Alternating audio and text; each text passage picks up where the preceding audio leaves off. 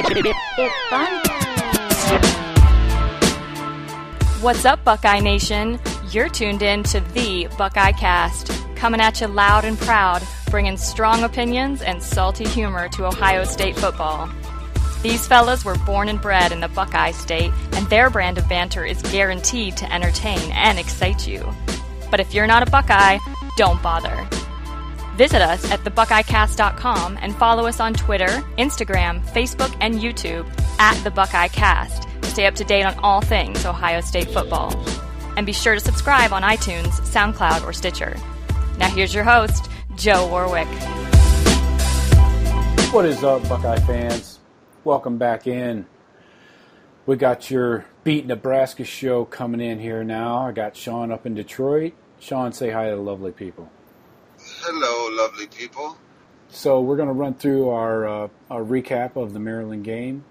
We're going to touch on the Nebraska cornholers, and we're going to get into our microscopes and our predictions. No Twitter questions this week. Jason didn't get his in fast enough, apparently. You bastard! Anyway, as you know, you can subscribe to us on your favorite podcast app. Just look for the Buckeye Cast. And we're on Apple Podcasts, Google Play, Stitcher, all those, SoundCloud. Also visit thebuckeyecast.com. You can find the latest podcasts there and all the archived podcasts. Don't forget to follow the Buckeye Cast on all social media platforms ever made. All of them. We are the fastest growing podcast that follows Ohio State football. Right? Bam! Right, Shawn? I'm growing. I gained like 10 pounds. Oh. And don't forget to look for TBC Extra Points in your podcast feed. It's a new series that we started this season. You can go back to week one and check the archives there. We give you our quick reactions to the game. And so let's jump right into this recap of the Maryland game. Another big offensive explosion, though it may have been a little bit rough to watch in the first half. They still put up 41 points. I'd say that's okay for looking shitty. Spread it around again, put up almost 600 yards total offense. Almost balanced. We were really close to a 300 run pass game. So, Henry, what'd you think of the distribution by JT? You think he's starting to get more comfortable? Yeah, I was over in Japan, unfortunately, during the game, so was trying to keep updating on my ESPN app to stay up to date and FaceTime with the kids and made them point the iPhone at the TV for a little while. Catch, good idea. Some snippets here and there. But, yeah, I mean, JT's stat sheet looks great, I think. I saw something where he pretty much leads every offensive category in the Big Ten as far as quarterbacks go. Yeah. And everyone's always all over his ass, me included. So, I think it's, embarrassment of riches and the slightest little things worry Buckeye fans like myself when our guys are really doing a pretty damn good job on that side of the ball, at least lately. Against a little bit lesser competition, but again, that's where you iron it out. So, no, I love the way he spread it around. Looks like, Campbell had a good game. What did he end up with? 6 or so catches. Ben Victor looks for real. He's starting to kind of show out and look like a big play guy he can be. The rest of the guys, didn't have much, but they all contributed. I think the rest of them all had 1 or 2 catch. That's how JT made his name. I mean, he's calling the distributor, right? Yeah. Get it to everybody on the field. So I saw a couple plays where he looked good in the pocket, was checking down to maybe the 3rd, 4th read and throwing a good ball. So those are all positive signs that I didn't see early on in the season. I think he's getting a little more comfortable back there. I hope it stays that way now that we've got an injury on Bowen and we're going to fill in on that O-line. So, right. I liked it all except my boy, Run DMC. He only got a couple carries, didn't do much with them when he did. Antonio Williams was back in there, and he got a few. So still like to see D-Mac become more of that, especially in later in the game, just to figure out a way to use that weapon. I feel like you bring Antonio Williams in, you basically just brought in another a little bit slower, a little bit not as good as Mike Weber running back, but essentially the same guy. Yeah. And Demario McCall's like a whole different animal than that. So I think they were that's kind of probably my 2 cents. I think they were probably trying to give McCall a little bit of a rest after playing him quite a bit the last 2 weeks. Maybe coming off being dinged up and yeah. So he basically played a full game over 2 weeks. If you think about it, he played 2 halves. So yeah, I don't have a problem with it if that's the reasoning. But yeah, it's good to see Dobbins get almost 100 yards, 13 carries. That dude's average just has to be off the charts for the season. Jesus Christ. Barrett had 8 carries. Weber with 13 as well. Not quite as productive as J.K., but he was out there running hard. Had a nice little, 50-yard reception and run. That was a nice little play for him. Yeah. Show off those hands and wheels. And I did see that play. Yeah, and receiving was well distributed once again. Paris, like you mentioned, leading the way with 6 catches. Ben Victor, I'm all over this guy. I think he's the go-to guy. He's slowly emerging as that go-to reliable receiver, playmaker that we've been looking for. Yeah, he uses his body. He's got all that length, Right. I think maybe it's just taking time for JT to let it rip and be comfortable with these receivers, And Austin Mack had 4 catches, 40 yards and a touch. So, yeah, well distributed. I like to see everybody getting a shot at it. Yeah, 1 week I think that McLaren's going to kind of pull away from the pack, and then Mack comes back and has a better week. They seem to be going back and forth. I don't know if anyone separated themselves, but they're all looking pretty good, I think. Yeah, definitely. One guy I think is underproducing right now for his skill level is KJ Hill. Over the past few games when we're just throwing up these crazy numbers. I guess I'd have to go back and look at the stat sheets on the games prior, but I don't feel like he's getting a ton of touches. I don't know if he's not getting open, he's not in there. Not sure what the reason is. Yeah, we were thinking that they would run him out of the H a little bit behind Paris, but it really seems like he's mostly just been running out of the slot at receiver. And, yeah, he really only had 2 catches this week. Hasn't done a lot. He had a touchdown last week, I believe.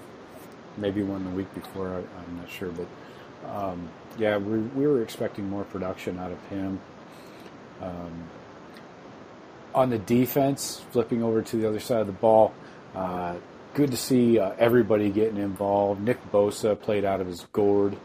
Now, how about our guy Baker? We both had our microscopes on him over the last 2 weeks. Finally has the breakout game, huh? Yeah. Had the touchdown on the. Yeah, that was nice to see. Those guys getting assigned. I can't believe what that defense did. That was freaking insane. Yeah. 66 total yards. Yeah. Well, and the one was they had a 20-yard touchdown run in garbage time. You take that away. They had 46 yards. That's true. 2/3 of the way through the fourth quarter. Right. Yeah, and Baker had the touchdown on the Bosa strip sack, and then Baker had a sack later in the game, I believe. He was all over the stat sheet, putting up numbers. Had a few tackles, and Baron Browning in there leading the way with 6 total tackles. Hubbard was a beast. I saw that. Who'd you say was a beast? Hubbard. I think everybody, all the starters basically had a tackle for loss. It was either that or a sack. But yeah, what we have 13 tackles for losses, something like that. Yeah, it was insane. They played a lot of guys in that game, like dudes I've never even heard of. Nick Semi, who the hell is that? I was going through this guy. He had 2 tackles. Those got to be special team tackles, right? Or was that This should be defense only. I don't think they credit. Maybe, I don't know. But Kevin Dever, who the hell's that guy? I believe it's Deaver. Okay, my bad. And I don't know who the fuck he is. She likes it, Deaver. So yeah, defense, offense, all looked well. Like I mentioned, that first quarter and first half were a little difficult to watch on offense till they really got their momentum going late in the first half. Special teams, though, major fucking headaches there. Everywhere, all the way around, across the board. Except for Campbell returning, we do good on kickoff returns. Yep, exactly. Like Herb said, he could put the freshman kicker out there and just tell him to blast it through the end zone, but that's not what he wants. That's giving up probably 15, maybe 10 yards on a given return, if they bring it out to the 25. So or you can kick it to the guy and let him run it for 100 yards. Well, we've tried that strategy. It seemed to work for the other team very well. But yeah, Nuremberger, again, the pain in my ass, the craw in my ribs. This guy, I don't know. I know it's asking a lot to be precise, and I know when you're kicking, 9 kickoffs, I understand you might miss one or two here or there, but Jesus Christ.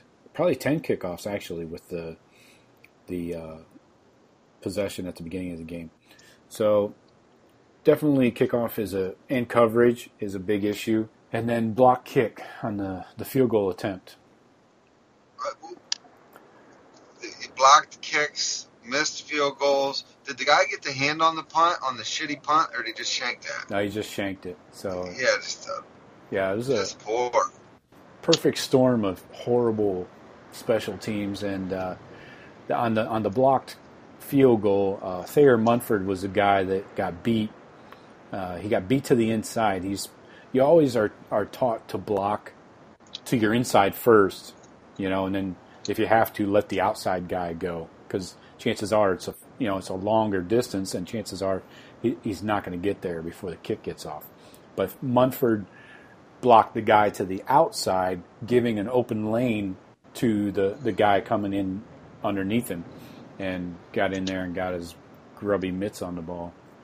Definitely some work to be done there. I'm sure Herb is livid, and they'll get that cleaned up. One more thing to work on. Another thing. I felt like we were so tight on special teams the last few years, but gosh, this year has been. Well, I'll tell you what. Have you watched some of these punt returns with KJ? He's falling down and making the reception, like a fair catch. And he's fucking falling down and catching the ball. And I'm like, Jesus, dude. I hearken back for the days of Dontre back there, please. Right, at least he'd catch it and then run into a tough one ball. That's fine. But he's not falling down, catching the ball, and making over-the-shoulder grabs like he's playing center field for the Tribe, So, yeah, a lot of special teams work to be done. I'm going to bring up my one thing that's been bothering me since last year, and this will be a continuous issue for me, and that is penalties. Penalties. What was our average last week when we went over that? It's close to 8. I feel like we were in the 7s or 8, close to 8. Yeah, it was like 7.8 or something like that. Well, we keep that average rising with 8 more this week. Helped out with the horrific targeting calls. Consistency. Yeah, consistently bad. So yeah, the Denzel Ward targeting call, first of all, you got to be fucking kidding me. What are they looking at? Are you not allowed to play football anymore? It's the most beautiful hit I've seen in a long time. I tell you what, man, I've been seeing that way too much, especially in college football. It seems like the refs, anytime there's two guys colliding in open space, they're throwing a flag and then calling it targeting and then going to the tape, to see if it was actually targeting. So I didn't see it live. Did they call it targeting on the field and then went to the tape, or did they just call it? No, they called it targeting on the field, even though their heads never met. Nobody made contact with a head or neck, and ref called targeting, and they confirmed it. So break his fucking neck. Well, yeah. So the Big Ten offered an apology today to Urban Meyer, saying that the replay official was wrong in the targeting call on Denzel Ward in the first half, which, BFD, thanks for that. That was, I'm sick of seeing the flags on every defensive play, even every big hit is a flag, and then, or if there's a downfield pass, it's a defensive pass interference. It's just every fucking play, man. There's way too many flags, just generally speaking. I know. Remember when they used to let them hand fight a little bit and stuff? Sure. Yeah, now it's the first guy gets flagged, whoever did it first. Then we'll get into the Damon Arnett targeting. That was legit, but a stupid play by Arnett's part. The quarterback was sliding, going down, Bortenschlager, and you got Bortenschlager all over the field after that hit. To me, that's chicken shit. It pisses me off. And you know what? Damon Arnett with his showboating out there, and after he got totally worked against Indiana and Oklahoma, and always with that showboating, talking shit, and you're up like that, and you're gonna fucking cheap shot a sliding quarterback. I got no use for Damon Arnett right now. I'm not saying you can't make it up to me, Damon, but man, what the fuck? You guys are on the outs? We are. That's too got bad. no use for that guy. I mean, what are you doing? Yeah, you haven't been a big fan of his. I haven't, and I'm becoming less and less of one. I mean, just stupid stuff like that. I don't know if he's got the mental capacity to play that game. Certainly has the confidence and all this shit talking, but is he going to be a liability at the wrong time? Yeah. Well, bright side is my guy who I placed under the microscope last week, Jeffrey Okudah, was getting more playing time and definitely will this week as well. So I like that. Boom. I'm high on Okudah, man. Yeah. I like him. He needs to quit changing numbers every goddamn week. Last week he was 1. The week before he was 29. This week he was 29. Make up your fucking mind. But anyway, good to see Okudah get the snaps, and that's what I was hoping to see. I want to see him lock some dudes up, make some plays, and we'll probably see more of that. I didn't really see it. Did he look good? Oh, yeah, he's out there. I think he might have had the most snaps of any DB. Oh, really?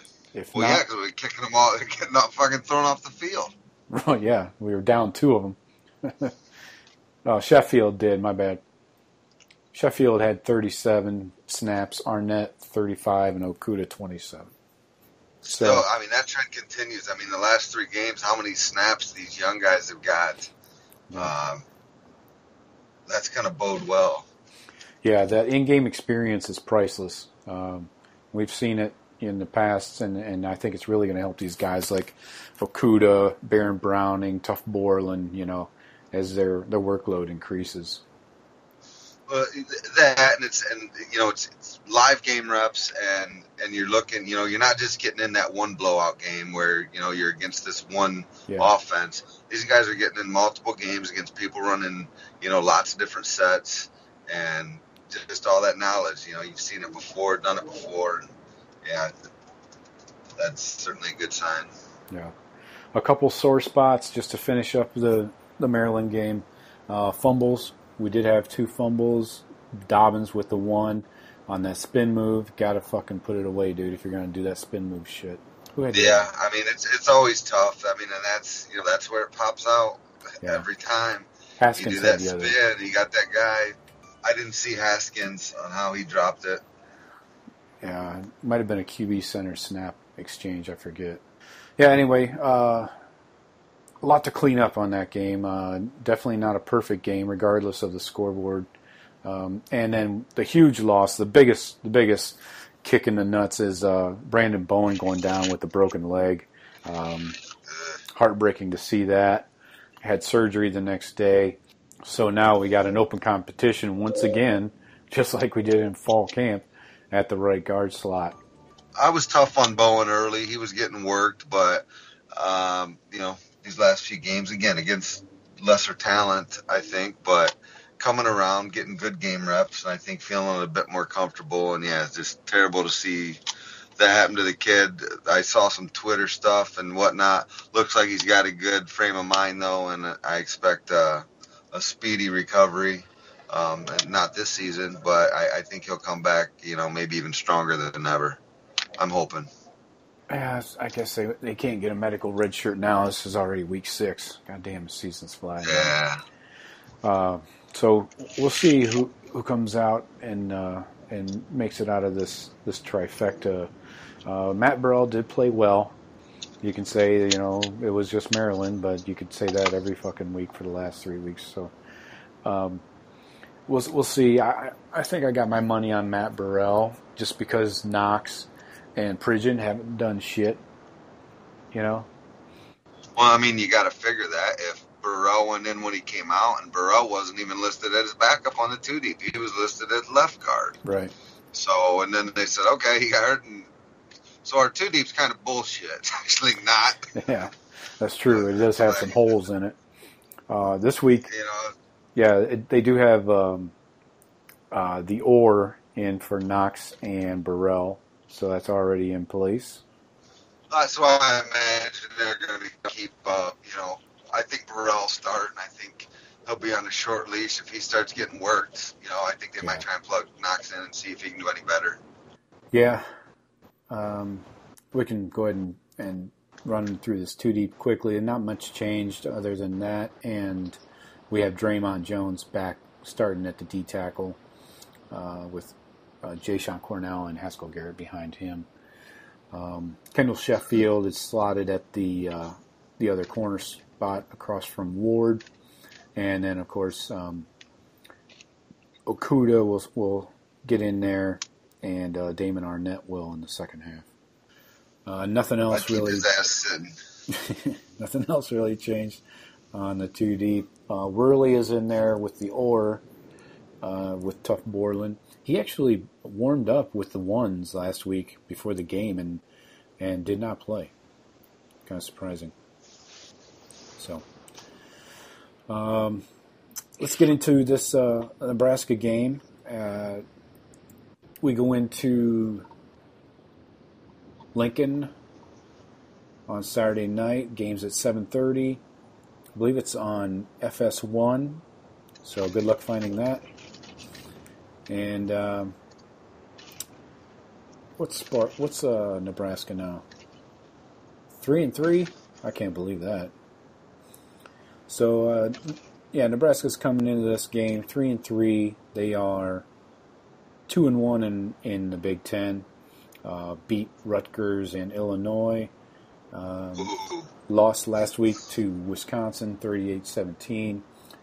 Their non-conference games were a win over Arkansas State and a loss to Oregon, lost to Northern Illinois. So, yeah, for Nebraska. Yeah. Nebraska, how the mighty have fallen. Yeah. Former blue blood. Yeah.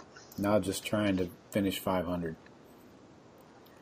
So, I don't know how they make a bowl game looking at the rest of the schedule. They're going to have a challenge with Purdue, Northwestern, Minnesota, Penn State, and Iowa. I don't see how they win any of those games after us. They'll win 1 or 2 of them, but they have the potential to lose them all. Mm-hmm. They look shitty enough. So what are we looking at here? Buckeyes are averaging 568 total yards on offense on average. And see, Nebraska, another one of these teams that is very well balanced, just not the good kind of balance. They're putting up 384 total offense and allowing 355. So almost split even down the road there. They're giving up 200 through the air, 150 on the ground. I'm guessing we're going to pound the shit out of them. Oh, I think we're going to kill them. I think our running backs are going to run all over them. I think the Wisconsin guy, Red, had 250 plus on them. The week before that, I forget who they played, but whoever they played had 200. As a team, they had over 200 rushing on them. So I expect Weber and Dobbins to go off and it to get out of hand and see McCall and Williams get some carries too. Yeah. Yeah, their quarterback looks like a freaking turnover machine. This guy's got 10 interceptions already through 6 weeks. He's got some yardage, though, 1,400 yards, probably because they're always playing from behind. I heard he's a gunslinger. Yeah, definitely. Not very mobile in the pocket, even though Wisconsin only had one sack, so I don't know if they've got a decent O-line. Mm-hmm. Nebraska always used to, so maybe they still got that intact a little bit. Maybe they're protecting the guy, but with the barrage he should get from Buckeyes D-line, I expect a couple more picks, a couple more bad decisions. Right. Yeah, this could be ugly. As far as injury update goes, I don't really have anything. Everybody's back, according to the two deep, and from what Herb has said, his Monday press conference was canceled. He was with a player and their family. A family member of the player is going through a serious illness.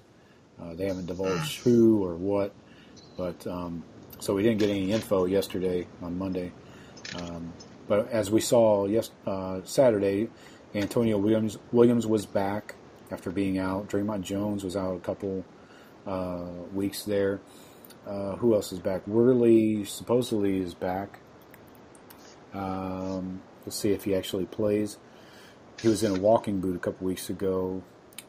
Jason Cornell, Haskell Garrett, all good. Eric Smith is back in the two deep. I saw that. Yeah, I doubt he's going to get serious. Got off the shit list. Yeah, must have taken care of his business. And Mike Hill is still suspended. Haven't heard any updates on his status. We may be back to full strength, other than obviously the right guard slot, where we're trying to put that It's together. A pretty nice spot to be coming into Nebraska, which I expect a lot of players to play. Hopefully we stay fairly healthy, and then going into the bye week, midway through the season, I mean, you got to be outside of Bowen. But I probably jinxed this a few weeks ago. I was talking about, we really haven't had an O-lineman go down in a few years. We've been pretty lucky there, and lo and behold, it happened. So sorry I jinxed you, Bowen. But as far as injuries go, Buckeyes, I think, are in a pretty good spot midway through. Yeah, it definitely could be worse. O-line was not an area where our quarterback could have a broken back. Yeah, definitely. Like Michigan. Oh, my God. That's so awesome. But, yeah, O-line was not a place where we wanted to lose a person, that's for sure. Just the lack of seniority and depth there is difficult. But so let's get into our microscopes. Offense, who do you have your microscope on? My microscope is going to go this week to the guy I bagged on, showed out this past week, I feel, Paris Campbell. So, I've been a little tough on Paris the last few weeks, lots of drops,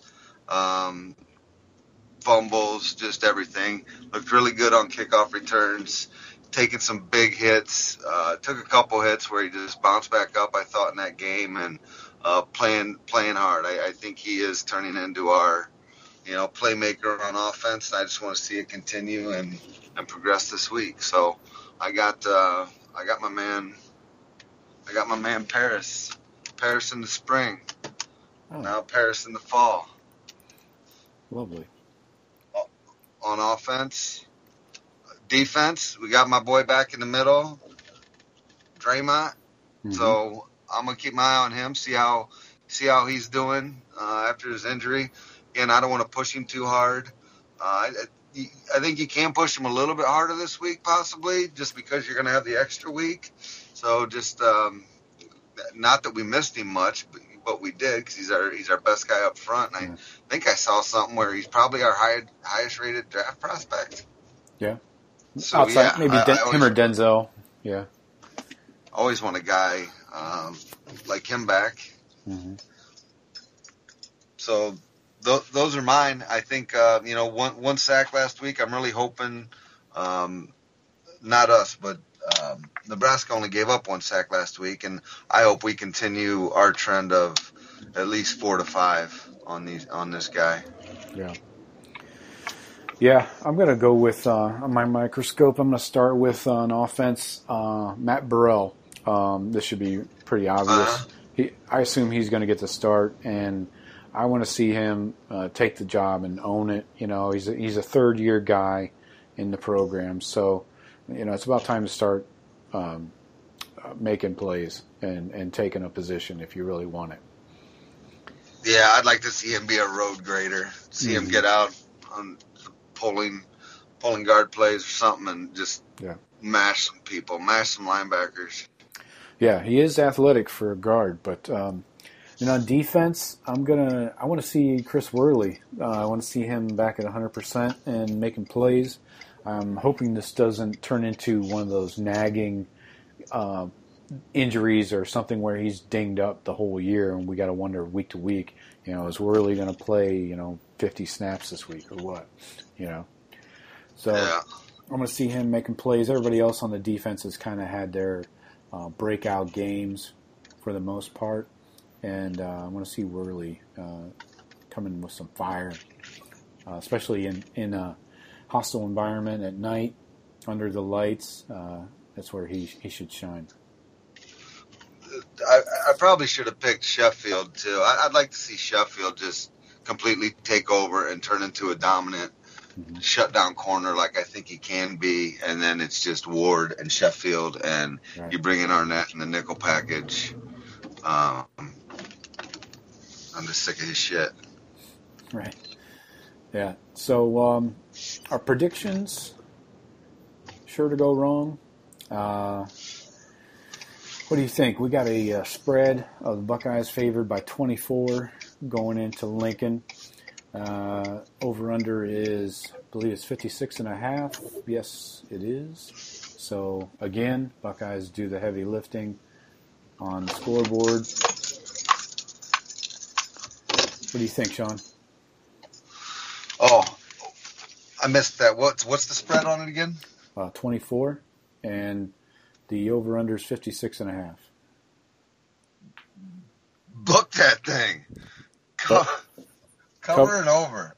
Nice. Cover and over. I think these last 3 weeks we could have put up 70 points. So I'm going to roll the dice. I'm going for 50 plus again on the Buckeyes. 52-10. I think I pick that every week. It's Probably. Pretty damn close. Sometimes I underestimate our offense. Right. But, I got 52-10 Buckeyes. Yeah, I'm gonna be similar in my guess. I'm gonna go 59 with the field goal and 59-9. I think they get 3 field goals and they don't get in the end zone. I don't know how you think we're gonna kick a fucking field goal, but it's gonna be a chip shot in the center of the field. Yeah, it better be. But from there, I mean, unless it's 4th and 12 from the 13, go for it. Yeah, that's pretty much the mode we're in, I think. I'm sure that's what Herb is thinking. Yeah, I got it back stateside. Excited to sit on my couch and watch some football. Yeah. Do want to before we sign off here, want to give a big shout out to my Sparty brethren. Yeah. Fuck yes. That was awesome. I watched the whole second half. I didn't. I've got a DVR. I haven't seen it yet. I was also trying to check in on that one from the Far East, and it was a tough watch. Text from some of my buddies. Yeah, I heard it's a pretty ugly game. People saying, you might not want to watch it, but I just want to see that monsoon. That looked like pretty fun. Yeah, that was, I think, the great equalizer in the second half. It wasn't a matter I don't know if Mother Nature or who likes Sparty, but anytime Sparty plays a big game, the 2 times they beat us, it's always windy, monsoon, rain coming down sideways, and I don't know, D'Antonio's boys are pigs and shit in that weather, man. They are. They can play. Yeah, they love that shit. And, of course, he was smiling ear to ear after that game in the post-game interview. But, So we'll see how things go in Ann Arbor. If things turn south, I've heard a lot of bitching the last 2 days. Yeah, I've been on some message boards myself, and they got Indiana this week. Yeah. I think they will handle Indiana, but what about when you go to Madison and go to Happy Valley, and then Ohio State finishes you off? I mean, exactly. 8-4 for Harbaugh, and there's going to be some clamoring around here. Oh, yeah. Everyone thinks that he's their big thing was he's the quarterback guru. Right. And that offense is, it's awful.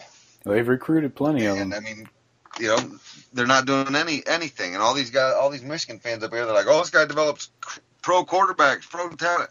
I mean, these guys are bums as far as I see. Yeah, definitely. I mean, they're lucky they got Don Brown as a D coordinator. Oh. They'd be in really deep shit. Oh, if they didn't have that defense, they would be getting blown out by Sparty. That's the only thing keeping them in any ball game so far. And a lot of people are bitching about the toughness, and that's what Harbaugh is supposed to bring to that team is toughness, and grit. Not seeing it yet. No, yeah, their offensive coordinator, I think, is Drevno. All over the boards, I think people are calling for his head. But Harbaugh came out and said, he's got the final say on play calls. So, I've heard people even calling out his son, Jay Harbaugh. I think he coaches receivers or something. Yeah, I did hear people call. I didn't know his son was coaching them, but they seem to be playing, kind of like our guys were playing early in the year, kind of uninspired football. Yeah, this is not a good time to be playing that way. You're getting into big conference play, man. Yeah, you're getting in the meat of your schedule. You're going to play 3 top 10 teams here in your next 6 games. Yeah, or your next 5 games, whatever they're at, 6-5. 6, yeah. I love it. Anyway, I do too. Thank you for joining us, Buckeye fans. Another successful podcast. As you know, hit us up on your favorite podcast app. Just do a search for the Buckeye Cast and visit the site. We always have the streaming most recent game in the abbreviated 30 or 40-minute version at thebuckeyecast.com. And follow us at the Buckeye Cast on all social media platforms. And don't forget about the extra points in your podcast feed. Those will pop up early in the week, typically. And bastards. That's right. Give us some fucking reviews and subscriptions. And I want to thank Shawn for joining us on his drive home. You're welcome. Arigato gozaimasu. I forgot the other fucking word. Okay. You're welcome. It's pleasure to be here. I think it's lost on these people anyways. All right, have a good week. Toitashimashite. Oh, all right. There it is. Scare the shit out of me. All right. Have a good week, and we will see you next week with the TBC Extra Points. All right, peace, guys. See you. It's fun time.